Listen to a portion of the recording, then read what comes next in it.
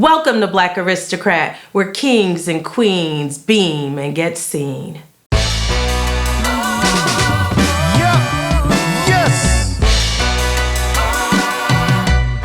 Aristocrat, we here. Yep, yes.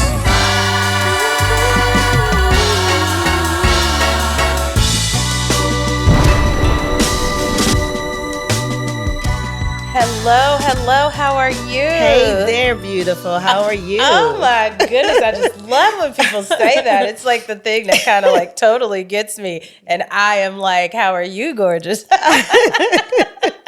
I'm amazing. Being here today, being a part of your podcast and seeing this come to fruition is just a dream come true to watch you walk out something else in life.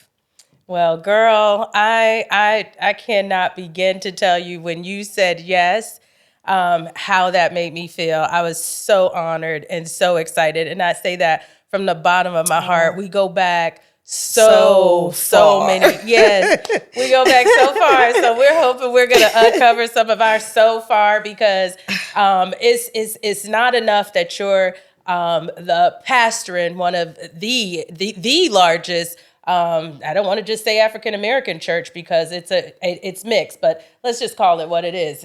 It's Black church. It's a Black church.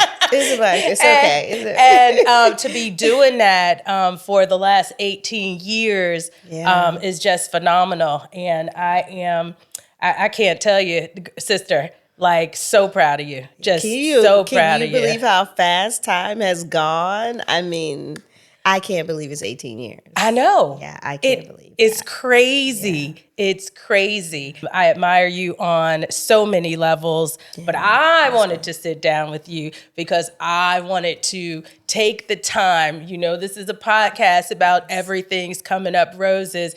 And I love that. I absolutely love that. Everything coming up roses, such a positive message to convey to people.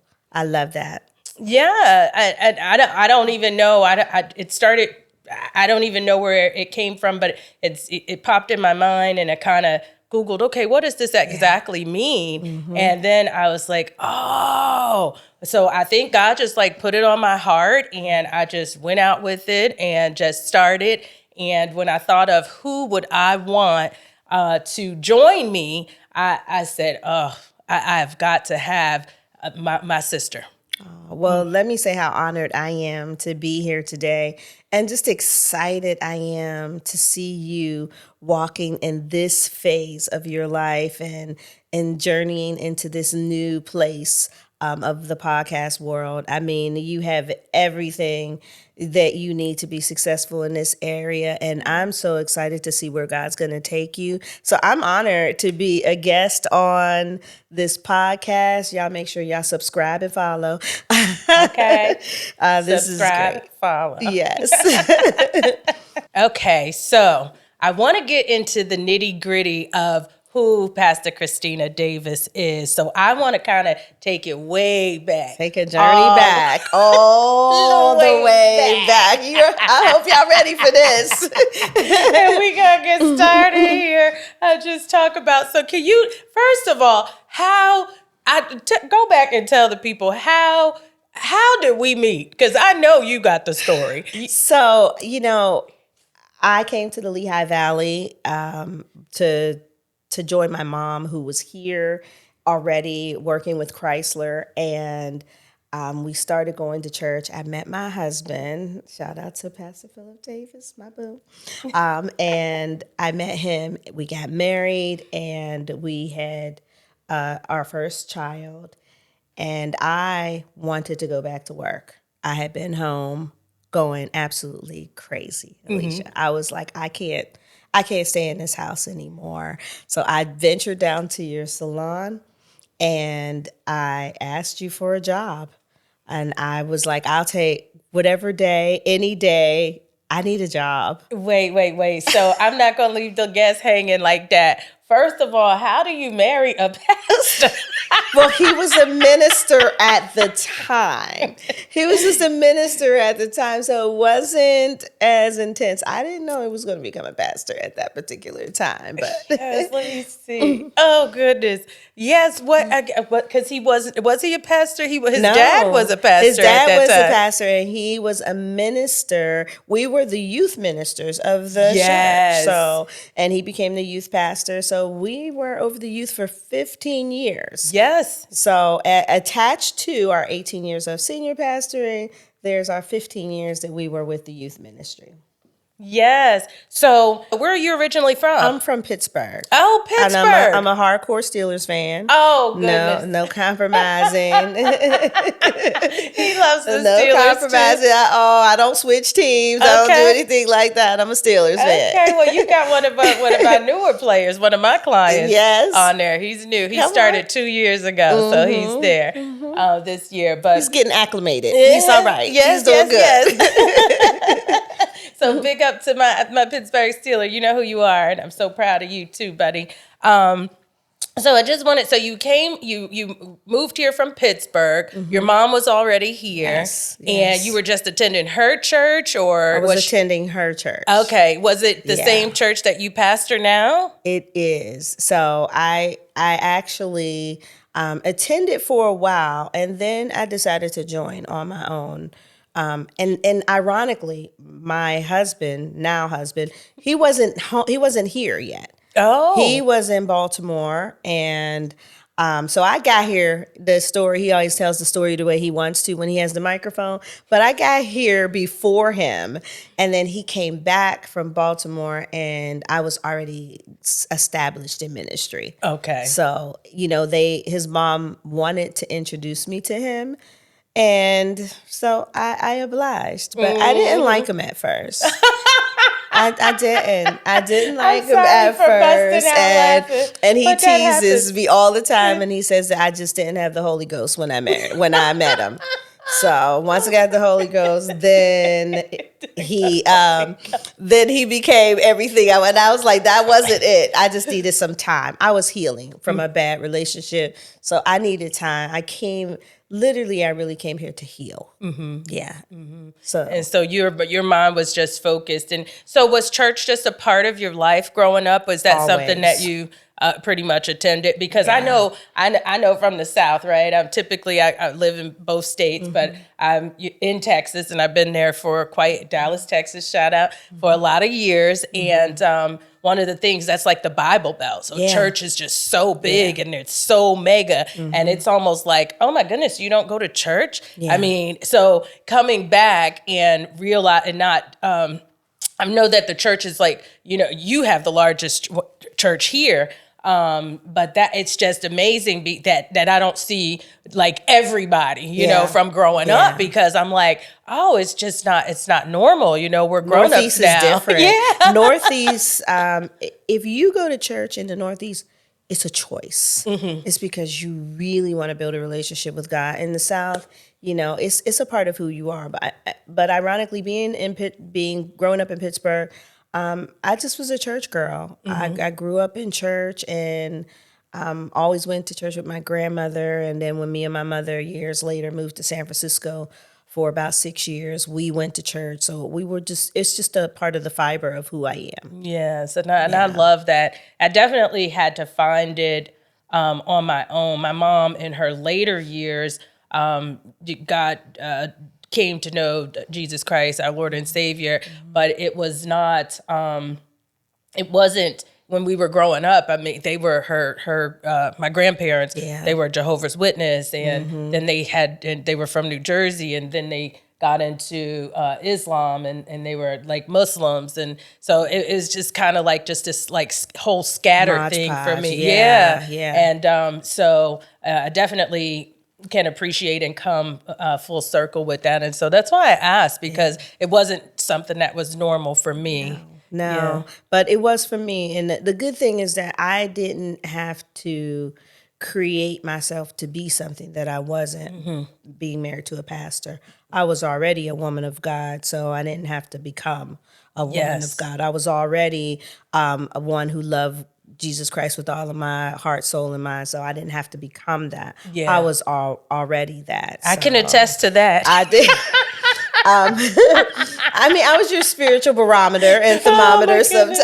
Yes, I can attest to that because Lord knows when you met me, I was totally not who I am today. But that's what I love so much about, the journey. That's what I love so much about the journey. So let's talk about that a little bit. Let's just go back to, so you told me that you were at the church, you were serving, and your husband's mom sees you, and he's like, he sees that you're, a servant of the Lord, and she's like, oh, I want you to meet my son. And okay, you finally, how was that? Did he like ask you out, or how did that go? I always say I'm getting nosy. I'm like all up in your business. No. I think he really had good game, y'all. I have to say that. Yes, he's a man of God, but you got to bring a little bit of swag and have a little bit of game. And he had the best line. I think he had the best line ever. So when he met me, he said that the first time he saw me, he knew I was his wife. Yes, he tells that story all the time. Wife finds a good thing. Yeah. Now that's his version. My version is that I had on a short skirt, y'all, because I forgot all my church clothes in Philadelphia, so I had on a short skirt. So I had to compromise, and the old saying, God don't care how you come, just come, right? So I just came, and so that's his story, but. He didn't talk to me right away. That particular day, he just tried to get me to vote. But the next time I saw him, he shot his best shot. And he said, I have a question to ask you. He said, are you married, engaged, dating someone, seeing someone? And if not, may I take you on a date? And I did what we do best, Alisha. I said, no, sometimes, and maybe. I love it. It's too much. I said, well, if he's going to be quick on his toes, I need to be quick on my toes, too. Sometimes so that maybe. was kind of the connection. So his mom never really had to introduce us. Okay. That's how we actually connected that day. And it was a really interesting moment. But ironically, I found out as soon as we started dating, went on 2 dates, and then I found out like his marriage his divorce hadn't gone through.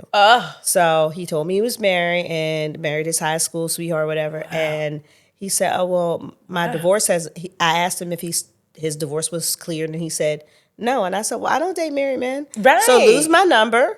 Don't call me. Go back to your wife and work it out with your wife, or call me when you're divorced. So maybe about 2 or 3 months later, he shows up at my job where he had picked me up for the other 2 dates. And there were flowers delivered. There's flowers delivered, a giant 24 bouquet of roses. And there was a card attached, and the card said, it's over. May I take you on a date? I'm downstairs waiting. Wow. So we went on. I call that's the official so date. Amazing. That is a fantastic story. So you ended up going on this date. I don't want to make this all about your husband. I really got to get to my homegirl and what's been going on. But I can tell you what I remember. So I just remember you at the, so you wanted a job. I guess, wait, were you moving here? You started dating, and then he said he wanted to marry you. How long was that? Oh, well, let me just say that dude drug his feet for a little bit. He did. Girl. So 3.5 years, and he didn't know this. We dated, and I now, as you look back over that time, the anxiousness of like being in a really solid relationship and knowing that it's heading towards that direction, wanting it to happen faster. Now, as I look back, I realized that we needed that time to heal and to be a better, holistic person for one another.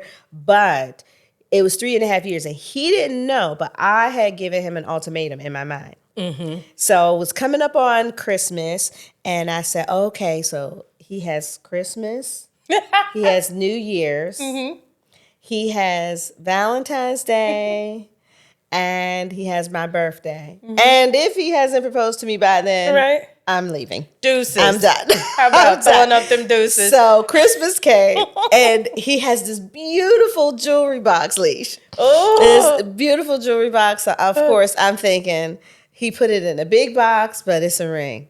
It's a bracelet. I am totally. I can't tell you what happened to the bracelet. I don't know how fast it disappeared, where it went, whatever. I was totally upset. New Year's Eve came. He did not. He didn't propose. So now, of course, I'm like, my ultimatum has, gone into action. And I'm like, I don't even know if I want to wait till my birthday, but he has. I gave God my word. I will wait until my birthday. So Valentine's Day comes and he proposes on Valentine's Day. Oh my goodness. So this is like so significant. Yes. This Yes. whole coming up roses and our red. Yes. Oh my goodness. This is so Yes. significant. Thank you. I'm Yes. so excited. Yes. This it makes is it even perfect. more special. Yeah. Wow. Oh man. And so, wow. I got to the after part. I just can remember when you were, deciding to move there. So by this time, did you hadn't moved here yet, right? Or No, you I was here. Oh, you were already Yep, here. I had Okay. moved here, yeah. Okay. Yeah. I just can remember the day you came to the salon. So we're going to talk about a little bit about that. That's where it all went down. No, we terrorized Pastor Kristina. Okay, let me tell you how much we were something else. The history is amazing, and the friendship and the relationship that was developed over the years. But it's the things that we've done. So I'll go ahead. Go ahead. My goodness. Well, I want you to talk about some of the good times, but I can tell you, I can remember you walking in the door and saying, hey, and I was like, are you serious? Well, you want to do hair. You had been doing hair. You were always a diva. You always kept it fly. And I was like, are you serious? And I just knew you were getting married. Because you got to understand, me and your husband were like the youngest Business entrepreneurs, owners, yes. business owners in the community. Wait. My husband and I, it was our business. Right. Wait. Clutch your pearls. Go ahead. Yes, y'all. No. We's. Yeah, we all of us. all. Right, yes. You and Renaissance. We had discount rental. Yes. So Discount rental. So my husband decided that he's not gonna do a branch of Rent-A-Center. So he created his own Rent-A-Center, which is called Discount Rentals.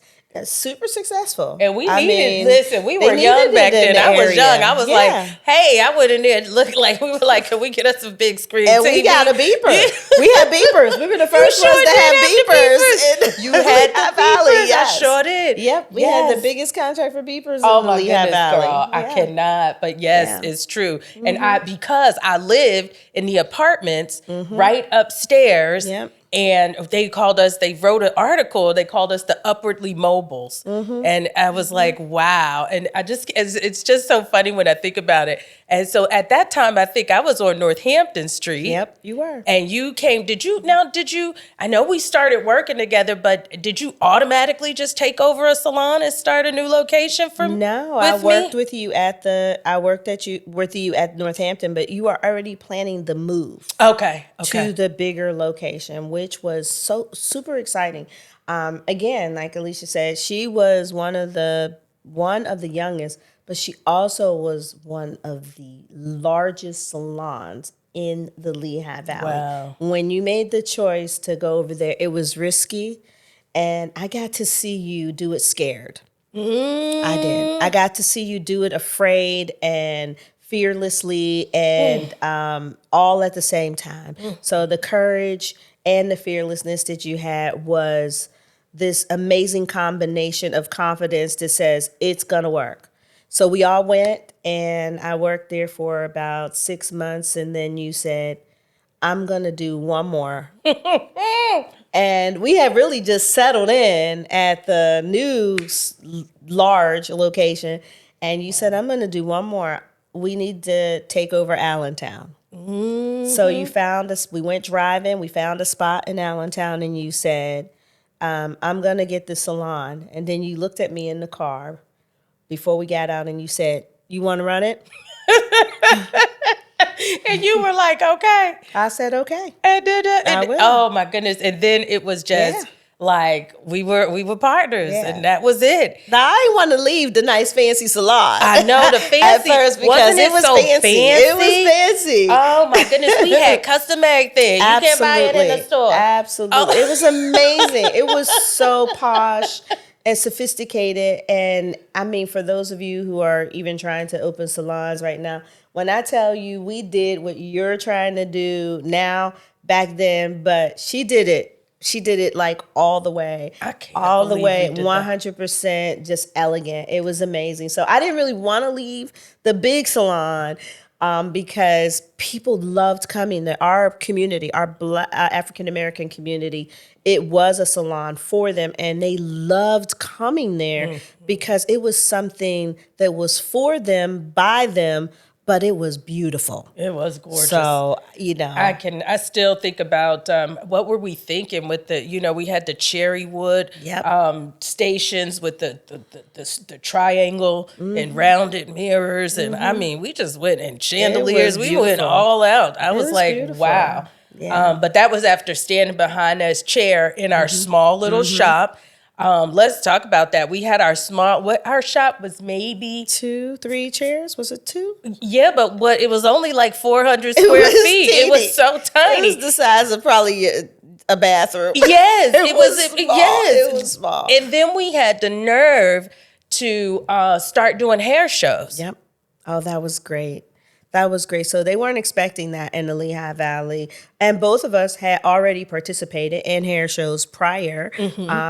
In Pittsburgh, I went to one of the schools in Pittsburgh, and the beauty schools in Pittsburgh, and had my license. And I would go and participate at the International Hair Show on behalf of my school, which was a Votech school. Yeah, Votech. I was one of the lead stylists that would go and perform or whatever, or represent the school. So I was familiar with. So when you said let's do it, I was like, we do this all the time in the city. You did it all the time in Jersey. Yes. So we were familiar, and we said let's bring it here.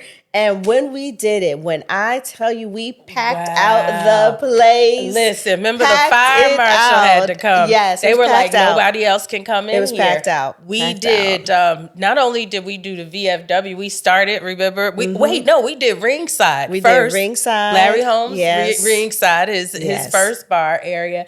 Then we did VFW, and then we had to move it to hotels because it was so big. And then even when we got to the hotel, they tried to shut us down. Tried to shut us down. What's so ironic about the story that you told me that you were doing it in school? I don't think that I knew that. I knew you were amazing, and you were on your game, on top of your game as far as making folks beautiful and teaching other people, but I didn't know that we kind of meshed with that same thing, because I was like, for Empire Beauty School, I was like, I got the Shanemans Award and was out doing that stuff. So that's so, I never put 2 and 2 together, but it just makes sense. It's God ordained, honey. And when I went back to Pittsburgh, I was able to go to my Votech school and see all the awards that I had won when I was in beauty school at the different the New York International Fashion Shows and different things. My first time in New York was at a hair show. It was at a hair show in New York. Jacob Javits? Jacob Javits. Wow. And I'm going to tell you this, that I'm scared little. I'm not afraid of the city. However, New York City is a different type of city to go to when you're like 16 years old. So me and all of the girls from the beauty school get there, and we decide to take a ride on the subway. So first of all, we're going to get fake ID, y'all. I was not a pastor's wife then. Although I was a church girl, I just wanted to explore. So we go get fake ID. And we're on our way back. We get on the wrong train. I don't know. I can't even remember where we ended up, but we're on the wrong train. We get off the train, and there's one Caucasian girl with us. And you know, occasionally in New York, you run into someone in the subway that is not too well, right? So the guy had just, I would have to say he just came back from Vietnam or something, and he saw the Caucasian girl and just started to pee all over her. No! We had to ride all the way back on the subway with her smelling of urine, and she was humiliated. But it's New York. Oh my! That was my first time there. I cannot imagine. Oh, we won the show the next day. She's probably scarred to this day. She's getting trauma therapy. Oh my goodness! Years later. What a story. So my goodness, we went from you move into here to the Lehigh Valley. Mm-hmm. You serving at church. You meet your husband. He proposes to you, and you're gonna set your foot here. You come, you start working at the salons with me. We start expanding salons. We start traveling, going on the road, and doing hair with entertainers. Yes, Isn't that crazy? That's crazy. I bet a lot of people don't know that about you. They probably see you sit there as first lady. They don't know that you work 12, 13, 14-hour days along with me, that we traveled and we did celebrities. Gosh, back then you couldn't tell us nothing in the 90s. Not at all. Well, you were one of the best stylists that I had ever encountered. And your creativity, your ability to give people and make people feel beautiful was something that we all were able to draw a piece from as hairstylists. And one of the major components of your teaching and of your salon was that we are not a hair salon. We are a hair care salon. And you demanded from us as stylists that we care about the hair, not just about the style. Yes. And that stuck we had the all healthy of hair us. is beautiful Healthy hair. Yes. Yeah, that's what our term was. Yeah. Healthy hair is beautiful hair. And we all had to have beautiful hair too. So you made sure we took care of each other's hair, and we made sure that we were together too. We didn't just say it and not live it. Like, we had healthy hair. Can you do my hair tomorrow? Ooh, girl, let me tell you about that there. So the funny thing about this conversation is some would say I only hired pretty. They did. They said I only hired pretty girls. Yeah. And it was but we had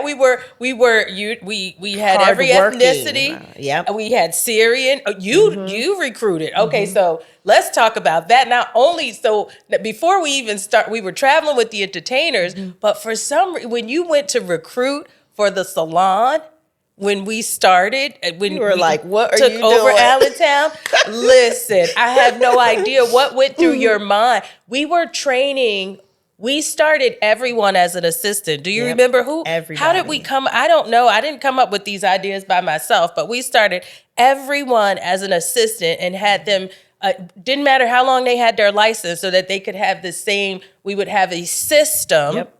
Remember the system on how we base hair, the system on how we apply things, the system on, and it was just this whole thing that we had. And then you go, well, I want to open up Allentown, and you recruit a whole new team, a whole new staff. Wait, but the irony in that is that we, again, are African-American salon, and at that time, again, the largest African-American salon chain, because now there's two of them. Yep. And she says, go recruit who you want to work. And I come back with 2 Hispanic girls. Yep. That I get from the beauty school. Now, I watched their work ethic. I watched how they dealt with each other and with their clients. I went 2 days in a row because she was like, I'm leaving this up to you.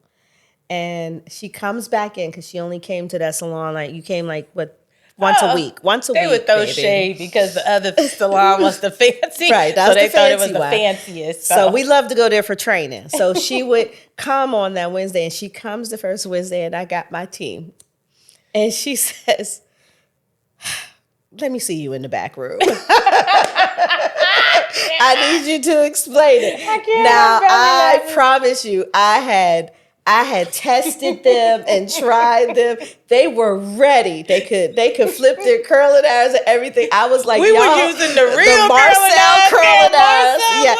I said, y'all better be ready when she comes because she's gonna test you on everything. So I said, she needs her hair washed. So y'all better give the best shampoo ever. Oh. And they did. Yes. And they wowed you and stayed with us for the entirety. Yes. And then I can think of all the different folks who came to work with us. Judy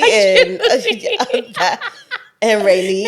And I mean, we had a squad. We had Evelyn. We had the other so we had Virgin Islands Ave, Puerto Rican Ave. We had Brenda, Puerto Rican Brenda. We had Syria Miriam. We had we hired a lot. We had Brian. Remember Brian? We had Tabby. We had Gonzalez. Yes, you did have Gonzalez. You know, I ride past his spot sometimes, and I think about that. That is just amazing. So it was like we were raising up, like. And we still get to see the folks working out here the today. fruit of our labor is still there. But my girls were afraid in my team, not in Easton, but my team was afraid to barber. And shortcuts were really popular. They're coming back around now, but they didn't start last year. They were here before. They were here before. So me and Alisha were the master cutters, and we could barber and cut. So I had to get the girls comfortable barbering, so I bring a barber in to assist so that while he's there, he can also train. We had one work release barber, remember? Yeah. We did. We sure did. We did not discriminate in any way. we made opportunities for everybody. We weren't playing with it. Everybody had a chance. Everybody had a chance. All the little drug dealer boys, they used to respect us. They say, y'all work hard. You always, y'all got it going on. They in the club. Remember the one club was across the street, and they would just, and our lights be on, we still in there working, cutting hair, doing hair. It was and they would sit. Amazing. Sometimes a couple would sit in their car to make sure that we got out. That was true. Okay, and got Clinton, into our remember cars. He would come at the end on his way home from work because he worked nights, and he would drive through. But that was true. The community protected us. Yep, they sure did. Yeah. And in Allentown, I had the same thing. Yeah. Yes. Because I wasn't in the fancy salon. I was in Allentown. I have laughed. I cannot believe that this is supposed to be about you, and then we just went down the hair salon. But this is about me. This is about us. Oh my goodness. This is about us. Because that's how deep that relationship is, because there had to be a tremendous level of trust, right? There did. For us to establish that, and just, it's not every day that you meet someone who can share your vision and, or that you can share, and like people want to be in the front. And you know what's so ironic is that I started this thing, but then we did it together. And now what's so amazing is me being able to come behind you in Christ and to be able to see you lead me where I need to go and make me a better person. That's an honor. So full circle, it does. It makes me almost like well up, but I don't want to well up because but it's such a tremendous amount of joy seeing that and being there, and just even just sitting in your church in a pew, behind you. I don't need to be up front. I don't need to be right next to you. I just know that there's that love, and just to see and be so proud of that. Wow. It means you have no idea. I'd be don't ever touch Pastor Chrissy. That means the world to me to know you're there. Yeah. And how honored I am to pastor someone who once mentored me. And like you said, you don't want to well up, but it is, you don't know how God is going to use a relationship. But the thing about relationships is that when they are kingdom relationships, God is intentional. Like he has a plan. So we knew that we were meant to be in each other's lives. Wow. So even the time that we weren't, we still were, whether people liked it or not, but we still were. All right, whether they liked it or not, we whether still they like it or not were. today, It honey, doesn't matter. we're It like, doesn't matter. whatever, you're talking about old Yeah. stuff, we're good. Yeah. We're Yeah. good. And we liked it. So I wanna, if I never got a chance to thank you, I wanna thank you for believing enough in me and believing enough in all the stylists that you trained and that you taught how to do every type of hair, because that was one of our things. You could not, just because we were an African-American salon, we did every type of hair. We had every kind of client, and we made sure of that. And so I want to thank you for, training up. But that's not the most impressive thing about you. Oh, and then, oh goodness, I want to thank you for traveling to some of those crazy situations. I think you even made it in one of the videos. I think it was Foxy Brown, Little Kim, DeBrat, Biggie. Yes, Biggie, Total. We were doing it with, we were with Bad Boy. I think I was doing. No. I forget which that day artist we you did everybody. We did Foxy, everybody because a couple stylists didn't show up. Yes, remember so my team ended up doing so it was a bank. We were at like an abandoned bank, and then Foxy went to go do a show with LL Cool J. At the came Apollo back Theater. And her hair was completely ruined, so we had to. And her stylist was gone, so we had to redo her hair. Yes, it was an amazing time, and that was one of his first big videos, so we got to be a part of that with the whole Bad Boy. This was the No One Else remix. And then I don't know how you ended up. I guess they thought you were beautiful and pretty, and you and Tammy ended up in the video. I don't know how we ended up in there. I don't. So you did hair, and then you ended up in the video. Oh my goodness! But talk about, girl. What about those trips, huh? Oh, man. Well, first of all, every stylist or anyone in the beauty industry has this dream to do an artist, to do someone in the industry or someone famous. And, I don't even know how it came about, but I know it was you networking and doing what you do at the time. And we ended up in this relationship with Bad Boy Production and in Aristocrat and Uptown. Yep. So I sat at the table with Andre Harrell. Yep. I mean, I didn't matter if it was the Russell Simmons back in the day. It was all kinds of we were up in there. Louis Vuitton. Can you believe? Yes. I did Grandmaster. I did Lenny Kravitz, Grandmaster. I did the Grandmaster I had to Flash cut the for the hair Louis out Vuitton. of his ears. You and sure his nose did, because he didn't really need a haircut. And we so went you were like everywhere. clean him up. Yeah. Yes, and that was so amazing to do that shoot.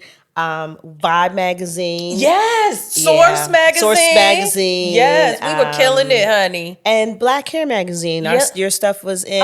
And our stuff was everybody. always in every magazine. And not just that, Brenda we did American Salon. Oh gosh, we were killing it. I don't know what we were on, but we were killing it. Well, God, God was just intervening and making a way for us so that we could tell these stories to others that while you were working, I was praying. LA, oh my goodness, yes, because you had to. While you were making, but these trips were crazy, y'all. I just want you to know that they were crazy. I was just there's just this one, okay? So I tell Alisha like 5 times. Go move the car, Alisha. In New York? It's her car. New York? It is her car. Oh, I said, goodness. Leash, go move the car. You're gonna get towed or get a ticket.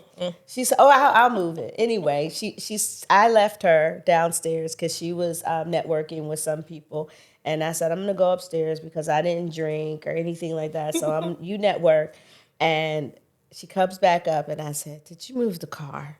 And she said, "I'll do it in the morning." The morning comes, the car is towed. Was it? The car is towed. We We so are much literally Were we stuck? we get in the taxi to go to the tow yard, and she tells off the taxi driver.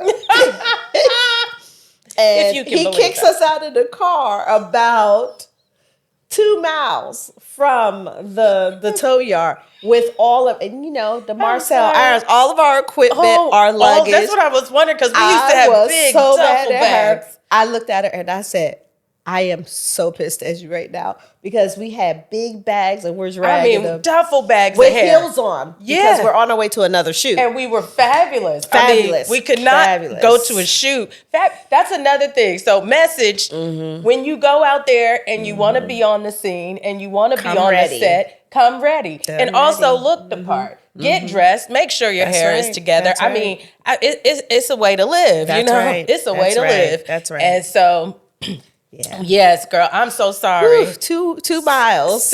I fussed the whole time. With those heavy bags full of hair. And then she would just stop because her feet were hurt and start laughing. And I'm like, this is not funny. No other taxi would pick us up. I don't know if he put out an APB and said, "Don't get the ladies walking up the street." I'm so sorry. I apologize. Oh, but I was God. We had a hardcore back ball. then. Yeah, I we was had a definitely ball. hardcore. Yeah. I think Raynista, she say, "Oh, you got soft. You soft." Like, that's what she says about me now. I'm like, I'm sorry that I grew up and like Yeah. grown up. Yeah. I'm not really soft. I am a lawyer, right? Yes, you do absolutely. get that. I can't be Absolutely. exactly so soft. No, you're not. It's just a whole nother You're way you as flex. soft as you need to be. Yeah. Yeah, as you need to be. Oh my goodness. yeah. Well, I just want to just thank you for even, I know it was so out of your comfort zone to even hang out with us. And I mean, let's say it's the entertainment industry. It is. so- Sometimes I had to take a walk, y'all. I was like, yeah, this party is way too much for my spiritual life. Yes. And I would just take, I would But say we it's got to okay. go to Puffy's parties, yeah. remember, girl, Yes. back in the day. But when they got too much, I would go to the diner across the street or whatever, then check back in when things were almost over. yes, Say, right. Oh, right. yeah, I'll come back and get you. I'm not gonna leave her there. Oh, I'm I wasn't sorry. leaving you anywhere. So I'm Yeah. like, I'm gonna go to the diner, have coffee, and But I had tea, limits, and talk too.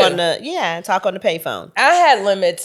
Even when when working with celebrities, I had Gotta limits. be There were a lot careful. of times they wanted, because I was close to, like Kima put me on.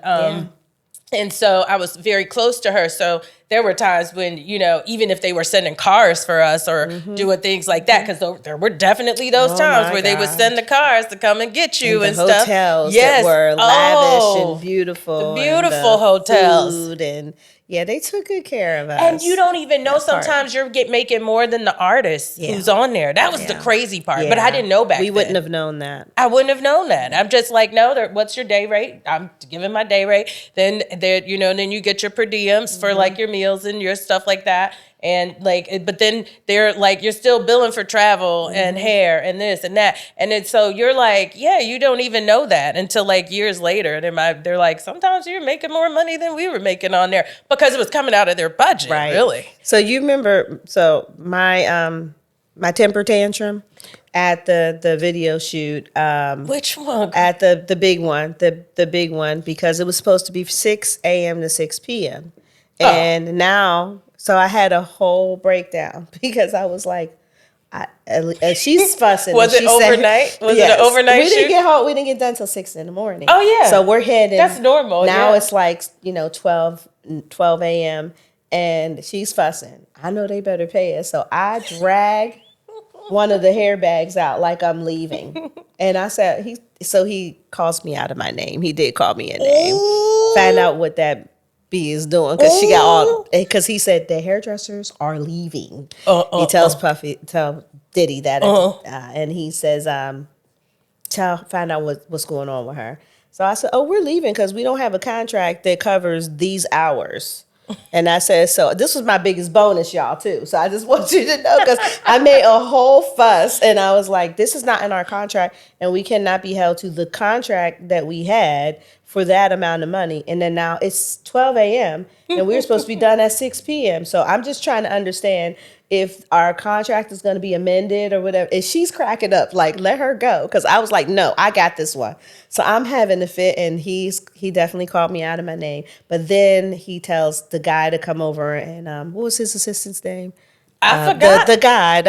I know who you're the talking about. I well-dressed. can see who you're talking about. The thing is, I forgot the name. So he says he wants to know if you will stay. And I said, you tell he that I call him Mr. Combs and he should call me by my name. And my name is Mrs. Davis. So he turned, when he told him what I said, he turned around and started laughing and said, I got y'all, Miss Davis. And we got the salon got a big increase on that night. And remember, that's when he got us the Louis Vuitton job. He said, don't worry, I'm going to take care of y'all. And girl, he got us that job. There was so much. I appreciate you sharing that story. Yeah.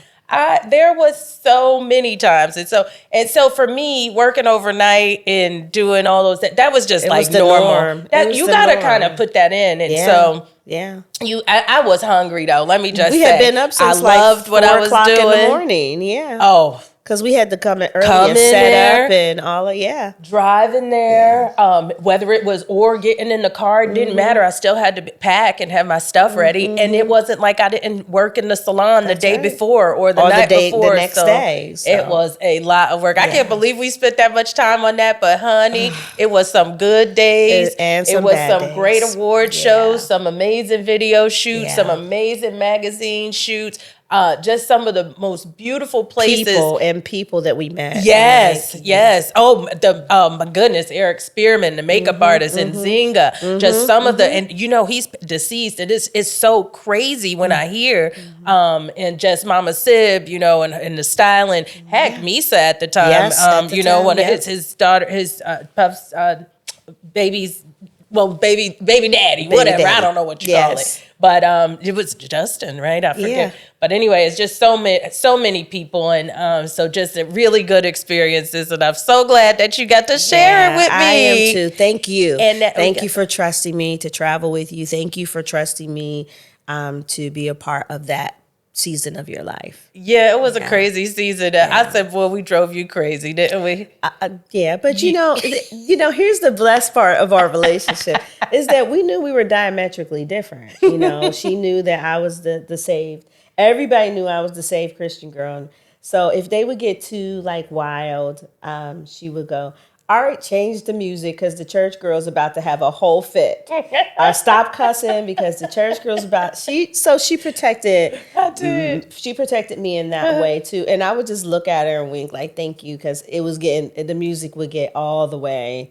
You talking the 90s, like the music was all the way live and a curse word every other. Yes. So that's what they wanted to listen to, but you made sure that I was. We tried to be respectful. Definitely. Yeah. Thank you so much for joining us. Be sure to subscribe right here, right now to our YouTube channel. You can also follow us on all socials at Alisha Melvin ESQ and #BlackAristocrats. Thank you so much for joining us.